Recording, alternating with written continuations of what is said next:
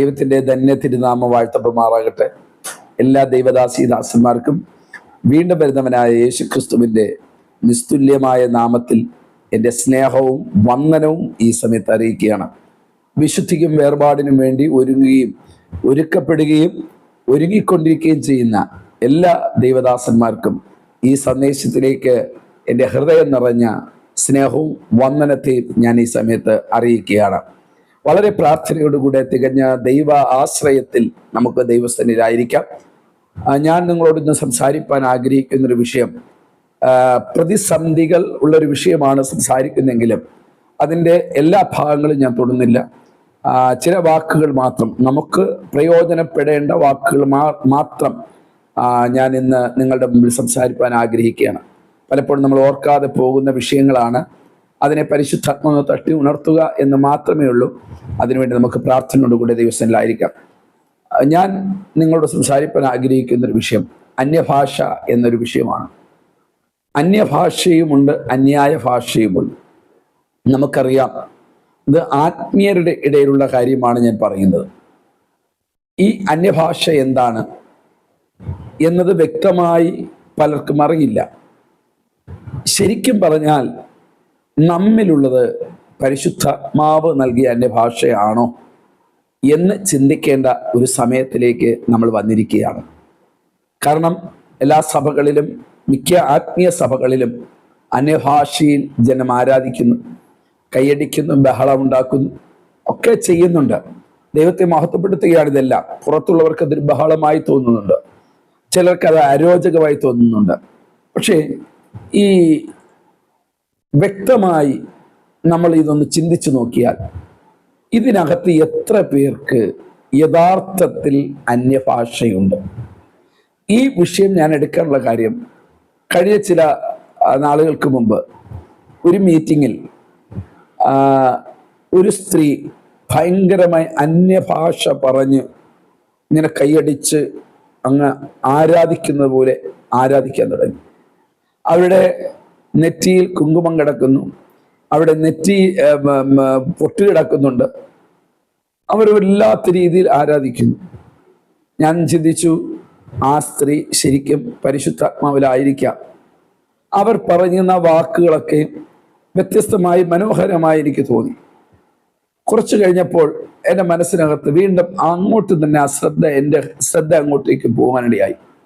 പരിശുദ്ധാത്മാവിനോട് പറഞ്ഞു, നീ അതിന് ചോടിച്ചെന്ന് തലയിൽ കരം വെച്ച് ശാസിക്കാൻ പറഞ്ഞു. ശാസിക്കുമ്പോൾ ഞാൻ തലയിൽ കരം വയ്ക്കുമ്പോൾ അവർ വീണ്ടും ശക്തമായി അവർ അന്യഭാഷ പറയുന്നത് പോലെ ആ ഏതോ ഭാഷയിൽ അവർ ശക്തമായി ഉയരുകയാണ്. ശാസിക്കുമ്പോൾ ഈ സ്ത്രീ വീഴുകയും ഇവരിൽ നിന്നൊരു ദുരാത്മാവ് പൊങ്ങി വരികയും ചെയ്തു. Price the Lord. എൻ്റെ മനസ്സിനകത്ത് ഞാനിങ്ങനെ ചിന്തിക്കുന്നത്, പലരും അന്യഭാഷ പറയുന്നുണ്ട്, പക്ഷേ അത് ഏതാത്മാവിലാണ് പറയുന്നു എന്നത് നമ്മൾ ചിന്തിക്കണം. പ്രത്യേകിച്ച് ഈ സന്ദേശം കേട്ടുകൊണ്ടിരിക്കുന്ന നമ്മളും പ്രസംഗിക്കുന്നത് ഞാനും നിങ്ങളും അനുദിനം ഇതിനൊന്ന് വിവേചിക്കുന്നത് ഏറ്റവും നല്ലതായിരിക്കും. കാരണം ഓടിയതും അധ്വാനിച്ചതും വെറുതെ എന്ന് വരാതിരിക്കാൻ വേണ്ടി നമ്മൾ ശ്രദ്ധിക്കുന്നത് ഏറ്റവും നല്ലതാണ്. നമുക്കറിയാം, അപ്പോസ്തല പ്രവൃത്തിയുടെ പുസ്തകം 2-ാം അധ്യായം 4-ാം വാക്യത്തിൽ ഇങ്ങനെ പറയുന്നു, പരിശുദ്ധാത്മാവ് നിറഞ്ഞവരായി ആത്മാവ് ഉച്ചരിപ്പാൻ നൽകിയതുപോലെ അന്യഭാഷയിൽ സംസാരിച്ചു തുടങ്ങി. മർക്കോസിന്റെ മാളിക മുറിയിൽ വെച്ച് ദൈവത്തിന്റെ ആത്മാവിന്റെ സാന്നിധ്യം ഇറങ്ങിയപ്പോൾ അവർ അന്യഭാഷ പറഞ്ഞ് ആരാധിക്കാൻ തുടങ്ങി എന്ന് നമുക്ക് കാണാൻ സാധിക്കുന്നു. അവിടെ നിന്ന് തുടങ്ങുന്ന അന്യഭാഷ എന്ന വിഷയം, അല്ലെങ്കിൽ അന്യഭാഷ എന്ന വരം, അല്ലെങ്കിൽ പരിശുദ്ധാത്മാവിന്റെ അടയാളം ഇന്നും നിലനിൽക്കുകയാണ്. ചിലർ അത് നിന്നെന്ന് പറയുന്നു, ചിലർ ഇല്ല എന്ന് പറയുന്നു. ഇതിനൊന്നിനും ഞാൻ തർക്കിക്കാനോ വാദിക്കാനോ പോകുന്നില്ല, കാരണം അതിനുള്ള സമയമില്ല. തർക്കിക്കുന്നവർ തർക്കിക്കട്ടെ, വാദിക്കുന്നവർ വാദിച്ചോട്ടെ. നമുക്ക് നമ്മൾ ദൈവം തന്ന അന്യഭാഷ ഇപ്പോൾ യഥാർത്ഥത്തിൽ ഉള്ളതാണോ എന്ന് വെച്ചാൽ ഒറിജിനലാണോ, ഡ്യൂപ്ലിക്കേറ്റ് ആയോ എന്ന് നമ്മൾ ചിന്തിക്കണം. നമുക്കറിയാം, നമ്മൾ കുറച്ച് വെള്ളം കോരി ശുദ്ധമായി ഒരു സ്ഥലത്ത് വെച്ചിരിക്കുകയാണ്. അത് ഒരു ആഴ്ച നമ്മൾ ശുദ്ധമായി നമ്മൾ കുടിക്കുകയാണ്. എന്നാൽ 2-3 ആഴ്ച കഴിഞ്ഞു, മാസങ്ങൾ കഴിഞ്ഞു, അത് വന്ന് നമ്മൾ നോക്കുമ്പോൾ നമ്മൾ കോരി വെച്ച വെള്ളം, ആ വെള്ളം എന്തായി തീർന്നു? അശുദ്ധമായി തീർന്നു. എന്ന് വെച്ചാൽ ഉപയോഗിക്കാൻ അല്ലെങ്കിൽ കുടിക്കാൻ പറ്റാത്ത രീതിയിൽ ആ വെള്ളത്തിനകത്ത് മലിനതകൾ വരുവാൻ തുടങ്ങി. ഇതുപോലെ നമ്മൾ ശരിക്കും ശ്രദ്ധിക്കണം. നമ്മൾ രക്ഷിക്കപ്പെട്ടപ്പോൾ, സ്നാനപ്പെട്ടപ്പോൾ, പരിശുദ്ധാത്മാവ് പ്രാപിച്ചപ്പോൾ അന്യഭാഷ ഒറിജിനലായിരുന്നു. പക്ഷെ കാലങ്ങൾ പിന്നിട്ട് വന്നപ്പോൾ നമ്മുടെ അന്യഭാഷയ്ക്ക് എവിടെയെങ്കിലും വീഴ്ച വന്നിട്ടുണ്ടോ എന്ന് ചിന്തിക്കാൻ വേണ്ടി മാത്രമാണ് ഈ സന്ദേശം. അതിനു മുമ്പ് 1-2 വാക്യങ്ങൾ കൂടെ നിങ്ങളുടെ മുമ്പിൽ ഓർമ്മിപ്പിക്കുന്നു. 1 കൊരിന്ത്യർക്ക് എഴുതിയ ലേഖനം 14-ാം അധ്യായം 2-ാം വാക്യം, അന്യഭാഷയിൽ സംസാരിക്കുന്നവൻ മനുഷ്യരോടല്ല ദൈവത്തോടത്രേ സംസാരിക്കും. അപ്പോൾ ഈ അന്യഭാഷ സംസാരിക്കുന്നവൻ മനുഷ്യനോടല്ല സംസാരിക്കുന്നത്, അവൻ ദൈവത്തോടാണ് സംസാരിക്കുന്നത്. അടുത്ത് പറയുന്നു, പൗലോസ് പറയുന്നു, ആരും തിരിച്ചറിയുന്നില്ലല്ലോ, എങ്കിലും അവൻ ആത്മാവിൽ മർമ്മങ്ങളെ സംസാരിക്കുന്നു. മനസ്സിലാവുന്നുണ്ടോ? അപ്പോൾ അന്യഭാഷ, ഒറിജിനൽ അന്യഭാഷ പറയുന്നവൻ മനുഷ്യരെ കാണാനോ മനുഷ്യൻ കേൾക്കാനോ മനുഷ്യനെ ഇളക്കാനോ ഒന്നിനുമല്ല, അവൻ ദൈവത്തോട് സംസാരിക്കുന്നു. കാരണം അവൻ ഇതിനെക്കുറിച്ച് അറിയില്ലെങ്കിലും ആത്മാവിൽ അവൻ എന്ത് ചെയ്തു? വൻ കാര്യങ്ങളെ അല്ലെങ്കിൽ ആത്മാവിന്റെ മർമ്മങ്ങളെ പ്രസ്താവിക്കുന്നു. സ്തോത്രം. ഇന്ന് എന്നെ കേട്ടുകൊണ്ടിരിക്കുന്ന മാതാവേ, പിതാവേ, സഹോദരങ്ങളെ, ദൈവദാസന്മാരെ, നമ്മിലുള്ള ആത്മാവ് ഒറിജിനൽ ആണോ എന്ന് നമ്മൾ ശോധന ചെയ്യേണ്ട ദിനങ്ങളാണ്. Price the Lord. ഇനി 14-ാം അധ്യായം 1 കൊരിന്ത്യർക്ക് എഴുതിയ ലേഖനം 14-ാം അധ്യായം അതിൻ്റെ 4-ാം വാക്യം ഒന്ന് വായിക്കണം. അന്യഭാഷയിൽ സംസാരിക്കുന്നവൻ തനിക്കു താൻ ആത്മീയ വർധനവ് വരുത്തുന്നു. അല്ലോ, അപ്പോഴ് അന്യഭാഷയിൽ സംസാരിക്കുന്നവൻ ദൈവത്തോട് സംസാരിക്കുന്നു. 2, പൗലോസ് പറയുന്നു, അന്യഭാഷയിൽ സംസാരിക്കുന്നവൻ തനിക്ക് തന്നെ ആത്മീയ വർധനവ് വരുത്തുന്നു. Price the Lord. അപ്പോൾ എന്തിനാണ് അന്യഭാഷ? നാട്ടുകാരെ കാണിക്കാൻ വേണ്ടിയാണോ? മറ്റുള്ളവരെ ഇളക്കാൻ വേണ്ടിയാണോ? ഇല്ല, ഞാൻ വലിയൊരു ആത്മീയനെന്ന് നടിക്കാൻ വേണ്ടിയാണോ? ഇതിനൊന്നിനുമല്ല അന്യഭാഷ. അന്യഭാഷ ദൈവത്തോടാണ് സംസാരിക്കുന്നത്. 2, എൻ്റെ ആത്മീയ വർധനവിന്, ആത്മീയമായി ഇന്നുള്ളതിനേക്കാൾ കുറച്ചും കൂടെ കയറി വരാൻ വേണ്ടി, ഒരു ആത്മീയ വർധനവിന് വേണ്ടി ദൈവം നമുക്ക് തന്നിരിക്കുന്ന ഒരു വരമാണ് അന്യഭാഷ. Price the Lord. ഇത് ഉള്ളവർക്കായി ഞാൻ സ്തോത്രം ചെയ്യുന്നു. ഇല്ലാത്തവർ അതിനുവേണ്ടി ആഗ്രഹിക്കുക, അതിനുവേണ്ടി പ്രാർത്ഥിക്കുക, അതിനുവേണ്ടി ഒത്തിരി നേടുക. എന്നാൽ നേടിയവരോട് ഞാൻ ചോദിക്കുന്നു, അന്ന് പ്രാപിച്ചപ്പോൾ ദൈവത്തോട് സംസാരിക്കാൻ തുടങ്ങി, പ്രാപിച്ചപ്പോൾ നമ്മുടെ ആത്മീയത വർദ്ധിപ്പിക്കാൻ ശ്രമിച്ചു. എന്നാൽ ഇന്ന് നമുക്ക് കിട്ടിയ അന്യഭാഷ ഇന്ന് നമ്മൾ എന്തിനാണ് ഉപയോഗിക്കുന്നത്? നമ്മൾ എപ്പോഴെങ്കിലും ചിന്തിക്കാറുണ്ടോ? ഞാനിങ്ങനെ പറയാൻ കാരണം, നമ്മിലുള്ള അന്യഭാഷ ഒറിജിനലാണോ ഡ്യൂപ്ലിക്കേറ്റ് ആണോ എന്ന് അറിയേണ്ടത്. ഞാൻ ചിലരെയൊക്കെ കണ്ടിട്ടുണ്ട്, പ്രസംഗിച്ച് തകർത്ത് പ്രസംഗിക്കും. അവസാന സമയത്ത് അവർ അന്യഭാഷയിൽ അവിടെ ഇരിക്കുന്ന ജനത്തെ ഇളക്കും. അന്യഭാഷ പറഞ്ഞാലേ ഇന്ന് സഭ ഇളകുകയുള്ളൂ, അത് വേറെ ലൈനാണ്. ആ കണ്ടീഷനിലേക്ക് നമ്മുടെ ആത്മീയ ലോകം പോയി. കാരണം ഇന്ന് വചനത്തിനകത്തുള്ള മർമ്മങ്ങൾ ആർക്കും വേണ്ട. ദൈവദാസന്മാർ പറഞ്ഞു കൊടുക്കുന്ന കുറെ കാര്യങ്ങൾ മാത്രമാണ് ഇന്നത്തെ വിശ്വാസ സമൂഹത്തിന് ആവശ്യമായിരിക്കുന്നത്.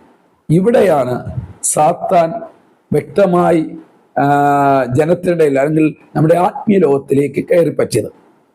അപ്പോൾ ഈ 10 മിനിറ്റിന് മുമ്പ് ഈ ദൈവദാസൻ അന്യഭാഷയിൽ ഭയങ്കരമായി ആരാധിച്ച മനുഷ്യൻ, ദാണ്ടെ 10 മിനിറ്റിന് ശേഷം ഈ മനുഷ്യൻ പുറത്തിറങ്ങുമ്പോൾ അദ്ദേഹത്തിൻ്റെ നാവിൽ നിന്ന് വരുന്ന വാക്ക് നമ്മൾ പലപ്പോഴും കേട്ടിട്ടുണ്ടോ? നിങ്ങൾ കേട്ടിട്ടുണ്ടോ ഇല്ലേന്ന് അറിയില്ല, ഞാൻ കേട്ടിട്ടുണ്ട്. ഒന്ന് പൊട്ടച്ചൻ, രണ്ട് കളിവാക്ക്, ചേർച്ചയില്ലാത്ത പലതും. ഇതെല്ലാം ഇങ്ങനെ പറയുകയാണ്. നിങ്ങൾ ശ്രദ്ധിക്കണമേ, 10 മിനിറ്റിന് മുമ്പ് ഈ മനുഷ്യൻ ദൈവത്തോട് സംസാരിച്ച നാവാണ്. അന്യഭാഷയിൽ സംസാരിക്കുന്നവൻ ദൈവത്തോട് സംസാരിക്കുന്നു. ആത്മാവിന്റെ മർമ്മങ്ങൾ അവൻ പ്രസ്താവിച്ചവനാണ്.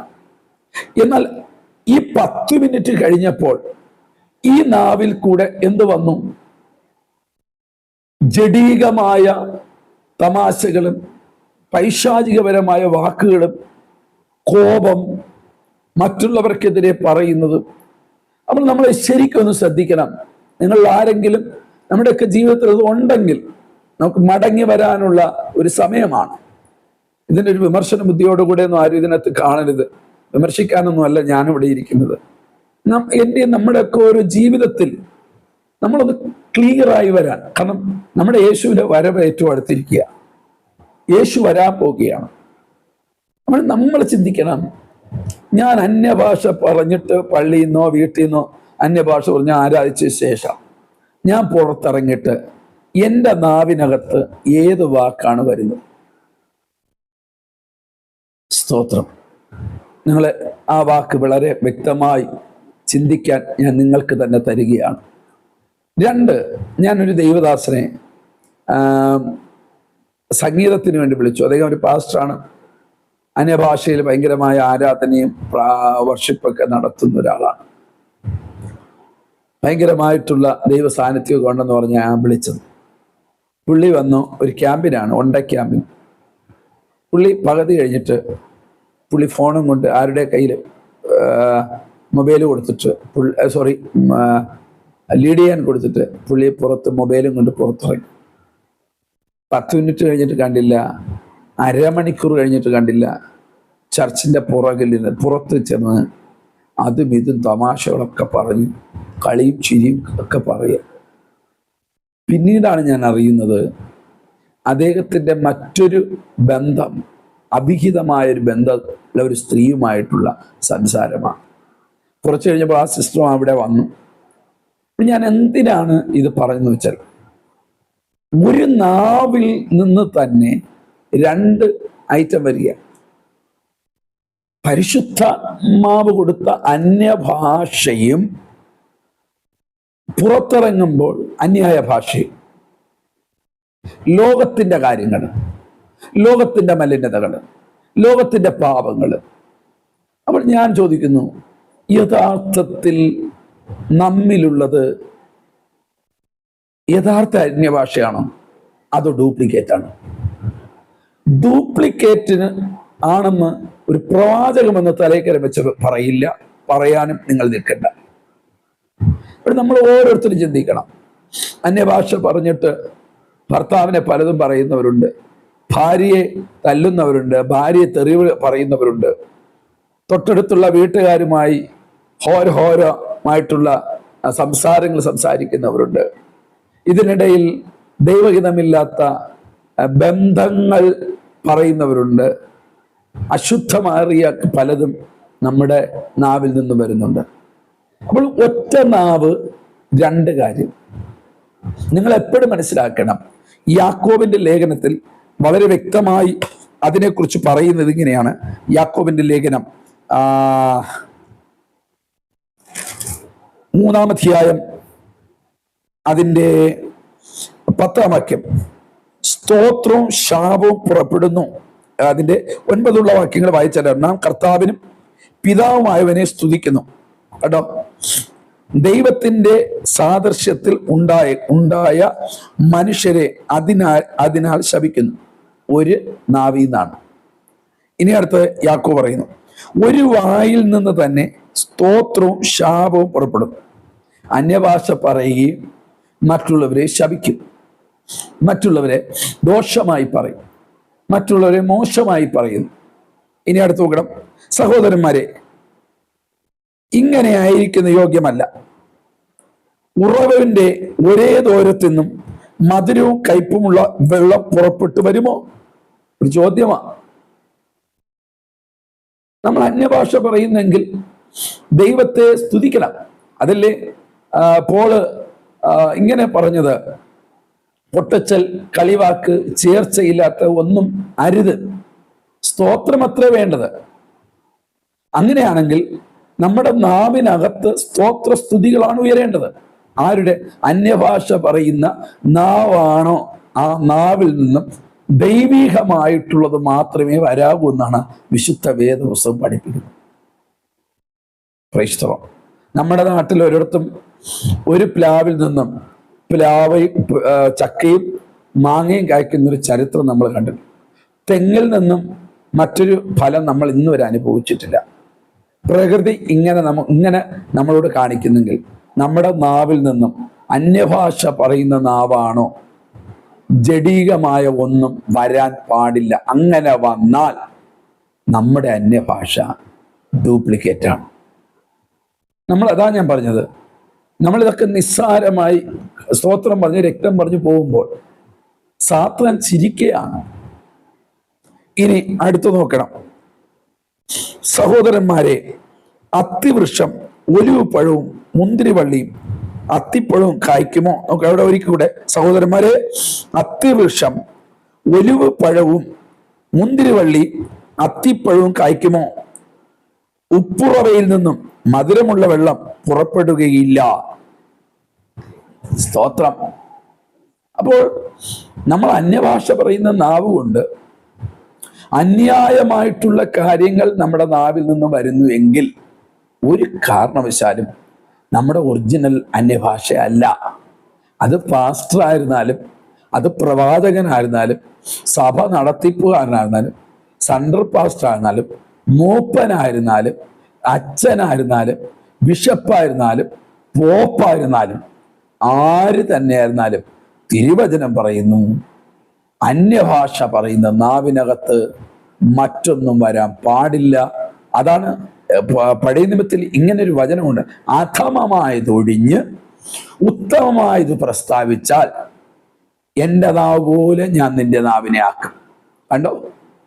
അപ്പോൾ ദൈവത്തിൻ്റെ നാവായിരുന്നാൽ മാത്രമേ ദൈവത്തോട് സംസാരിക്കുന്ന ഭാഷയെ അന്യഭാഷയിൽ നമുക്ക് ദൈവവുമായി കോണ്ടാക്ട് ചെയ്യാൻ പറ്റുകയുള്ളൂ. അത് നിമിത്തം മാത്രമാണ് ആത്മീയ വർധന വരുന്നുള്ളൂ. സ്തോത്രം. ഇനി നിങ്ങൾ നോക്കണം, അതിന്റെ 14 വാക്യം. ഹൃദയത്തിൽ കയ്പുള്ള ഈർഷ്യയും ഷാഢ്യവും ഉണ്ടെങ്കിൽ സത്യത്തിന് വിരോധമായി പ്രശംസിക്കുകയും ഫോഷ്ക് പറയുകയും അരുത്. ഇത് ഉയരത്തുനിന്ന് വരുന്ന ജ്ഞാനമല്ല, ഭൗമികവും പ്രാകൃതവും പൈശാചികവും അത്രേ. ഈർഷ്യയും ഷാഢ്യവും ഉള്ളിടത്ത് കലക്കവും സകല ദുഷ്പ്രവൃത്തികളും ഉണ്ട്. ഉയരത്തുനിന്നുള്ള ജ്ഞാനമോ ഒന്നാമതായി നിർമ്മലവും, പിന്നെ സമാധാനവും ശാന്തതയും അനുസരണമുള്ളതും കരുണയും സൽഫലവും നിറഞ്ഞതും പക്ഷപാതവും കപടവും ഇല്ലാത്തതുമാകുന്നു. ഹല്ലേലൂയ. നമ്മുടെ നാവിനകത്തുനിന്ന് കപടം വരുന്നില്ലേ? പള്ളിയിൽ നിന്ന് ഇറങ്ങി അന്യഭാഷ പറഞ്ഞ് തുള്ളി ചാടിയിട്ട് നമ്മൾ ഇറങ്ങി വന്നിട്ട് ഫോഷ്ക് പറയുന്നില്ലേ?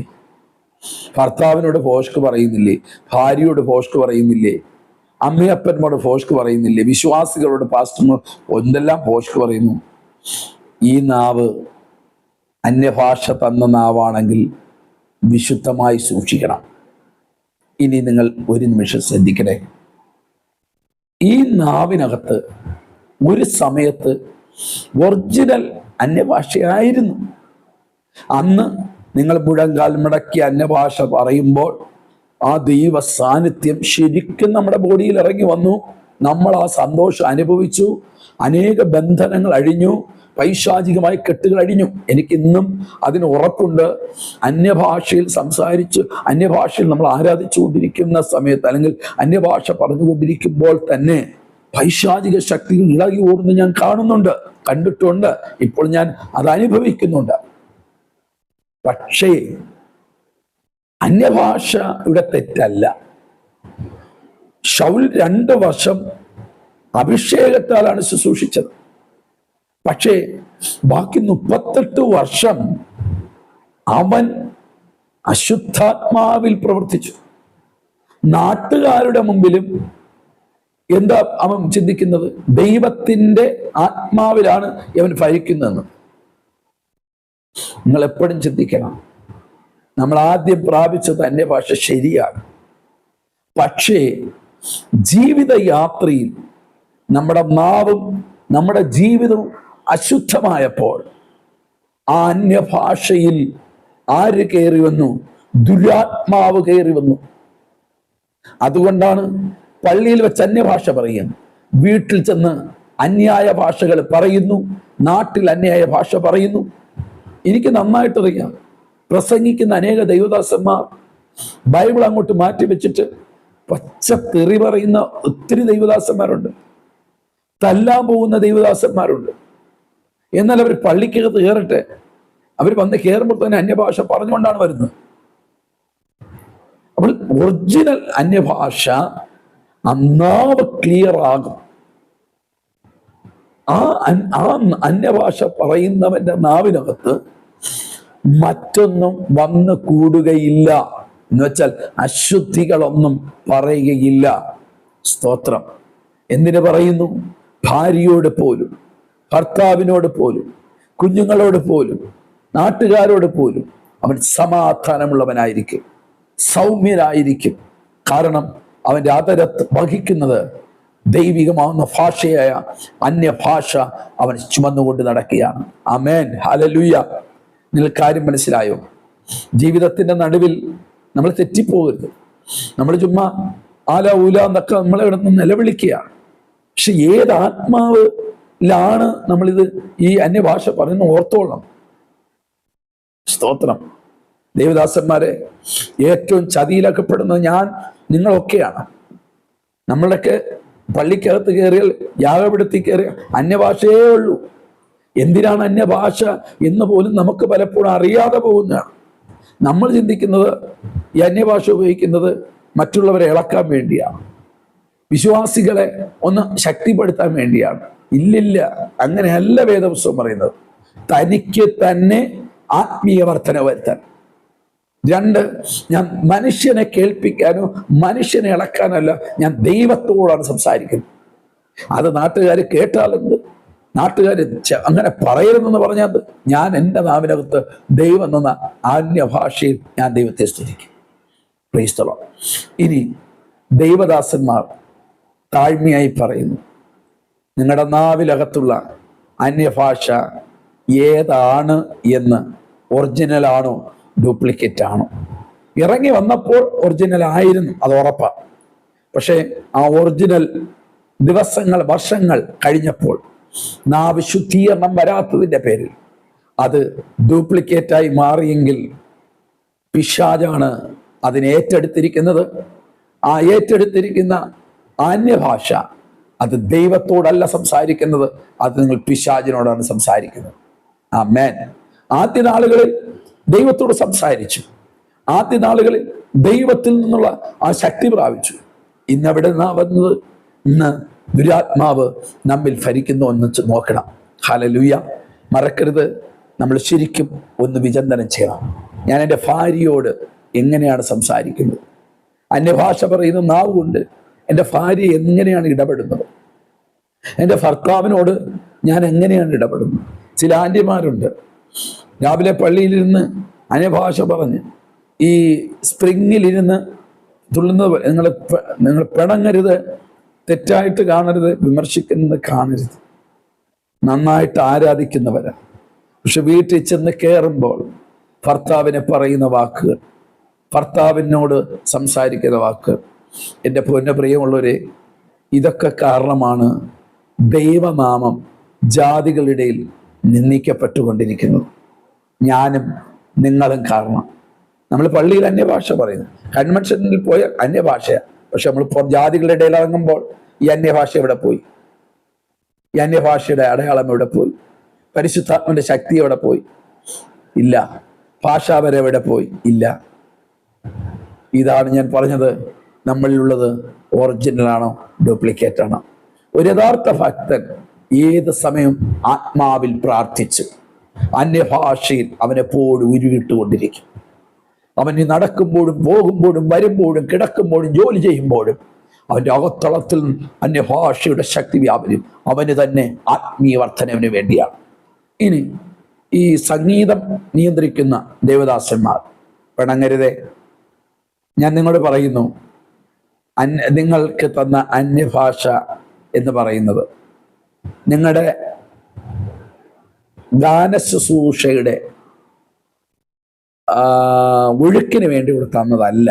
നിങ്ങൾ ആദ്യം മനസ്സിലാക്കുക. എന്തോ ഒരു ചില സ്റ്റേജിലൊക്കെ നിൽക്കുമ്പോൾ ഒരു വല്ലാത്ത മനസ്സുകൊണ്ട് ഭാരം തോന്നും.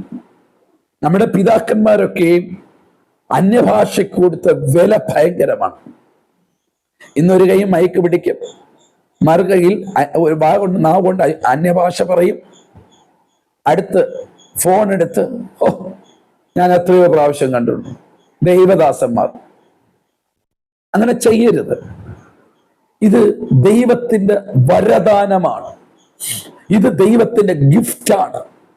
ഇതിന് ഉപയോഗിക്കേണ്ടവണ്ണം ഉപയോഗിച്ചോണം. ഇല്ലെങ്കിൽ ഇത് നിമിത്തം ചില ബന്ധനങ്ങളിലേക്ക് നമ്മൾ കുടുക്കപ്പെടേണ്ടി വരും. ദൈവിക ശാപം നമ്മിലേക്ക് വരേണ്ടി വരും. ചിലര് അന്യഭാഷ പറയുകയും ചെയ്യും, ബാക്കിയുള്ള ആൾക്കാരെ നിയന്ത്രിക്കും, പിള്ളേരെ നിയന്ത്രിക്കും, അത് ചെയ്യും, ഇത് ചെയ്യും, വെള്ളം കുടിപ്പിക്കും, എന്തെല്ലാം പ്രശ്നങ്ങൾ. അങ്ങനെ ചെയ്യരുത്. നിങ്ങളുടെ ആത്മീയ വർധനവിനുള്ള സാധനമാണ്. നിങ്ങൾ മനുഷ്യനെ കാണിക്കാനും മനുഷ്യനോടല്ല ദൈവമായിട്ട് ഇടപെടുന്ന സമയമാണ്.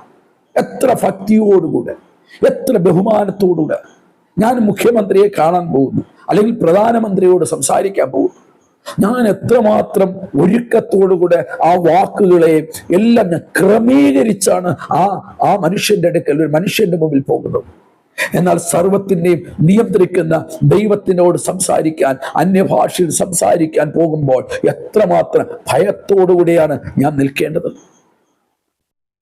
ചില അന്യഭാഷ സ്റ്റേജിൽ സുവിശേഷ യോഗത്തിന് അന്യഭാഷ പറഞ്ഞ് ജനത്തെ ഇളക്കി മറിച്ച്, എൻ്റെ പ്രിയമുള്ള, ഇതൊക്കെ ദുരാത്മാവിന്റെ പരിപാടികളാണ്.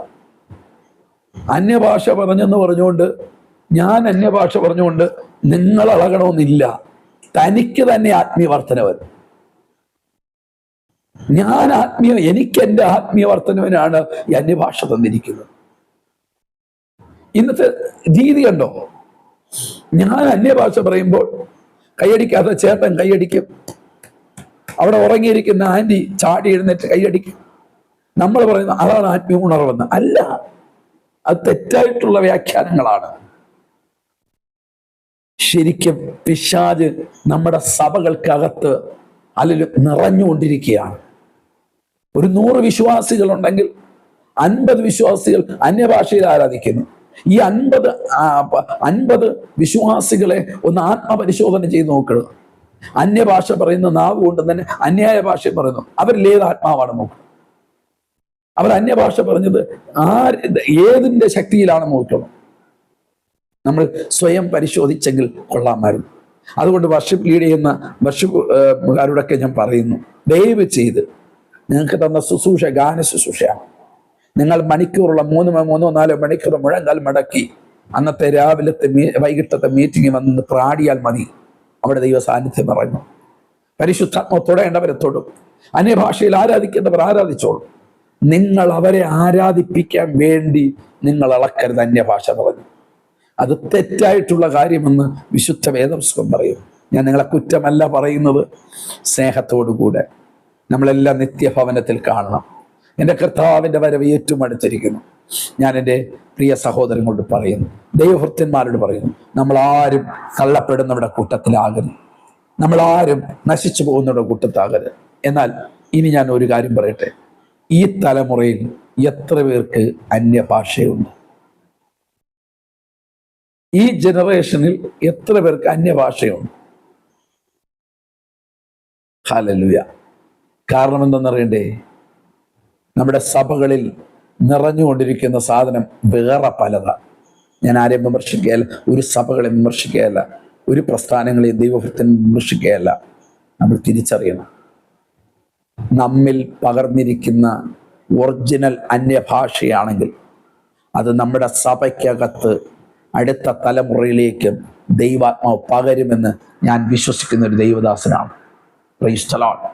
ഹല്ലേലൂയ. ഞാനൊരു വാക്ക് നിർത്തിക്കോട്ടെ. നമ്മിലുള്ള ആത്മാവ് അന്യഭാഷ ഏതാണ്? ഹിതപരിശോധന ചെയ്യാം. ഒരു പ്രവാചകന്റെ തലയിൽ കരം വെച്ച് ദൂത് പറയേണ്ട ആവശ്യമില്ല. ഒരു പാസ്റ്റർ വന്ന് ഇത് അന്യഭാഷ ശരിയല്ല, നമ്മൾ ഇങ്ങനെ ചിന്തിച്ചാൽ മതി. ഞാൻ പള്ളിയിൽ ചെന്ന് ഞാൻ പ്രാർത്ഥിക്കാനിരിക്കുമ്പോൾ അന്യഭാഷ പറയുന്നു. അത് കഴിഞ്ഞ് ഞാൻ പുറത്ത് എൻ്റെ ഭാര്യയോട്, എൻ്റെ ഭർത്താവിനോട്, എൻ്റെ മക്കളോട്, എൻ്റെ നാട്ടുകാരോട്, എൻ്റെ ബന്ധങ്ങളോട് ഒരു പ്രശ്നം വരുമ്പോൾ, ഒരു വീട്ടിൽ അടുക്കൽ ഒരു വേദന വരുന്ന അനുഭവങ്ങളെ ഒരാൾ നമ്മളെ നിന്ദിക്കുമ്പോൾ എൻ്റെ വാക്ക് എങ്ങനെയായിരിക്കുന്നു അത് അനുസരിച്ചാണ് നമ്മിലുള്ള അഭിഷേക അന്യഭാഷ ഏതാണെന്ന് തെളിയുന്നത്. ഓക്കെ, നിങ്ങൾ കുറച്ച് മനസ്സിലായെന്ന് ഞാൻ വിശ്വസിക്കുന്നു. ഒത്തിരി കാര്യങ്ങളുണ്ട്. എനിക്കറിയാം എത്രയോ ദൈവദാസന്മാർ ഈ പ്രസംഗിച്ച ശേഷം പുറത്തിറങ്ങി അവരുടെ കാമുകിമാരോട് സംസാരിക്കുന്നു. പാടിയ ശേഷം പുറത്തിറങ്ങി ആവശ്യമില്ലാത്ത സെക്സ് പരമായിട്ടുള്ള കാര്യങ്ങൾ സംസാരിക്കുന്നു. ഇതാണ്ട് 10 മിനിറ്റ് മുമ്പേ 5 മിനിറ്റ് മുമ്പേ അന്യഭാഷ പറഞ്ഞ സാധനങ്ങളാണ്. അപ്പോൾ അവിടെ വ്യാപരിക്കുന്ന ആത്മാവ് ഏത് എന്ന് ഗ്രഹിക്കുക. ഇതിനെല്ലാത്തിനും നമ്മൾ തിരിച്ചറിയാൻ വ്യാഖ്യാനപരം വേണം. പൗലോസ് അങ്ങനെ തന്നെ പറയുന്നു. അന്യഭാഷ ഒരുത്തൻ പറയുമ്പോൾ അതിനെ വ്യാഖ്യാനിക്കുവാനുള്ള ഒരു വരം നിങ്ങൾ ദൈവത്തോട് ചോദിക്കണം. ഇല്ല എങ്കിൽ ഈ അന്ത്യനാളിൽ അനേകരെ തെറ്റിച്ചുകൊണ്ടിരിക്കുന്ന ഈ തലമുറയിൽ പിശാച് ഈ ആത്മലോകത്തിന് വെളിച്ചദൂതന്റെ വേഷം ധരിച്ച് എല്ലായിടത്തും ലോകം മുഴുവനും അവൻ ഇറങ്ങിക്കഴിഞ്ഞിരിക്കുകയാണ്. നമുക്കതിൽ നിന്ന് രക്ഷപ്പെടണം. ഞാൻ പ്രാപിച്ചെടുത്ത അന്യഭാഷ ഏതാണ്? ഒരുപക്ഷെ വീഴ്ച വന്നു പോകാം, നമുക്ക് മടങ്ങി വരാം. കർത്താവേ, എൻ്റെ നാവ് ശരിയല്ല, ഞാൻ ഒരു ഉറവയിൽ നിന്നും കയ്പും മധുരവും വരുന്നു, അതെങ്ങനെ കർത്താവേ എന്നെ കൊണ്ട് പറ്റുന്നില്ല, എന്നോട് ക്ഷമിക്കണമെന്ന് പറഞ്ഞ് കരയാം, പ്രാർത്ഥിക്കാം, മടങ്ങി വരാം. ആ അന്യഭാഷയുടെ യഥാർത്ഥമായ ഒറിജിനൽ അടയാളമായി ദൈവത്തിന്റെ ശക്തി പ്രാപിച്ച് ആ വരത്തെ നമുക്ക് മുറുകെ പിടിക്കാം. ദൈവം തരുന്ന ആ വരത്തെ നിങ്ങൾ വിശ്വസ്തയോടുകൂടെ കണ്ട്, ആരെയും കാണിക്കാനല്ല, ഒരു വ്യക്തി എനിക്ക് അന്യഭാഷ ഉണ്ടെന്ന് കാണിച്ച് കൊടുക്കാനല്ല, ദൈവം നമുക്ക് തന്നത് നമുക്ക് തന്നെ ആത്മീയ വർധനവിന് വേണ്ടി മാത്രമാണ്. അതുമാത്രമല്ല, മനുഷ്യരോടല്ല, നിങ്ങൾ ദൈവത്തോടാണ് സംസാരിക്കുന്നത്. ദൈവം നിങ്ങളെ സമൃദ്ധമായി അനുഗ്രഹിക്കുമാറാകട്ടെ. കണ്ണുകളെ മൂടാൻ പ്രാർത്ഥിക്കാം. കർത്താവേ, ഈ സന്ദേശം നിന്റെ കുഞ്ഞുങ്ങൾക്ക് വേണ്ടി ഞാൻ പകരുമ്പോൾ പരിശുദ്ധാത്മാവ് നൽകിയ ഓരോ വാക്കുകളും ഞങ്ങളെ തന്നെ ഹിതപരിശോധന ചെയ്യാൻ, എന്നുള്ള അന്യഭാഷ ഏതാണ് എന്ന് സ്വയം തിരിച്ചറിഞ്ഞ് ഞങ്ങളുടെ ആത്മീയ ജീവിതത്തിൽ ഒരു പടിയും കൂടെ വിശുദ്ധിയിലോട്ട് വരാൻ ദൈവം സഹായിക്കണമെന്ന് പ്രാർത്ഥിക്കുന്നു. കർത്താവെ, ഒരു സമയത്ത് ഞങ്ങൾ കർത്താവെ ആരെന്ത് പറഞ്ഞാലും ആരെന്തൊക്കെ ഞങ്ങൾക്കെതിരെ നിന്നാലും ഞങ്ങളുടെ നാവെടുത്ത് ചലിക്കയില്ല. സൗമ്യതയുടെ ഒരു ആത്മാവ് ഞങ്ങൾക്കുണ്ടായിരുന്നു, സമാധാനത്തിന്റെ ഒരു ആത്മാവ് ഉണ്ടായിരുന്നു.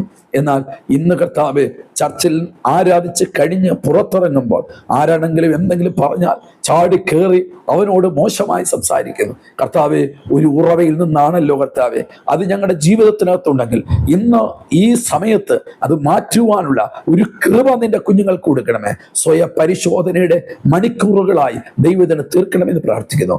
ദൈവം അങ്ങനെ ചെയ്തതിനായി സ്തോത്രം. യേശു ക്രിസ്തുവിൻ നാമത്തിൽ തന്നെ ആമേൻ, ആമേൻ, ആമേൻ. എൻ്റെ പ്രിയമുള്ളവരെ, ഈ സന്ദേശം വളരെ ഗഹനമായി, വളരെ ചിന്തയോടുകൂടെ എന്നിൽ ഏത് ആത്മമണ്ഡലത്തിലാണ് ഞാൻ അന്യഭാഷ പറയുന്നു എന്ന് ചിന്തിക്കുക. ഒറിജിനൽ ആണോ ഡ്യൂപ്ലിക്കേറ്റ് ആണോ? അതിനുവേണ്ടി വെറും ടെസ്റ്റ് ചെയ്യാൻ പോകേണ്ട. നമ്മൾ തന്നെ ഒന്ന് ചിന്തിച്ചാൽ മതി. അന്യഭാഷ പറഞ്ഞിട്ട് നമുക്ക് ഇഷ്ടമില്ലാത്ത ഒരാൾ നമ്മളോട് എന്തെങ്കിലും പറയുമ്പോൾ നമ്മൾ തിരിച്ച് ആ മനുഷ്യനോട് നമ്മുടെ നാവുകൊണ്ട് എങ്ങനെ സംസാരിക്കുന്നോ അത് തന്നെയാണ് നമ്മൾ ഒറിജിനലും ഡ്യൂപ്ലിക്കേറ്റും തിരിച്ചറിയുന്നത്. ദൈവം നിങ്ങളെ സമൃദ്ധമായി അനുഗ്രഹിക്കുമാറാകട്ടെ. പ്രിയമുള്ളവരെ, ഈ സന്ദേശം നിങ്ങൾക്ക് ഇത് പ്രയോജനപ്പെട്ടെങ്കിൽ നിങ്ങൾ വാട്സപ്പ് ഗ്രൂപ്പുകളിലും നിങ്ങളുടെ ചർച്ചുകളിലും, അതുമാത്രമല്ല നിങ്ങൾക്ക് വേണ്ടപ്പെട്ട എല്ലാവർക്കും ഇത് ഷെയർ ചെയ്യുവാൻ നിങ്ങൾ ഒട്ടും മടിക്കരുത്. ഈ സന്ദേശത്തിൽ കൂടെ അനേകർ കർത്താവിലേക്ക് ഒരിക്കൽ കൂടി മടങ്ങി വരുന്ന മണിക്കൂറുകളായി തീരട്ടെ എന്ന് പ്രാർത്ഥിക്കുന്നു. ഈ